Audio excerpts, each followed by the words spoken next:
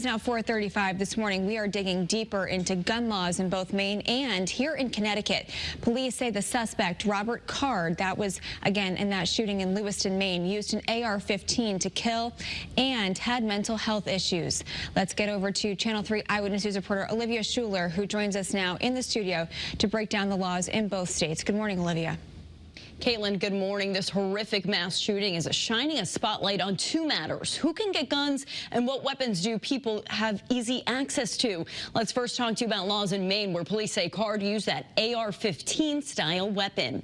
Now, according to Everytown research in Maine, there is no extreme risk law. That law prevents law enforcement of family to petition a court order to temporarily stop someone in crisis from accessing guns. However, the state does have a mental health prohibitor and record reporting if someone is found to be in danger to themselves or others. We do know Card was battling mental health issues and was at a mental health facility for 2 weeks over the summer, which leaves the question, how did Card get his hands on an AR-15?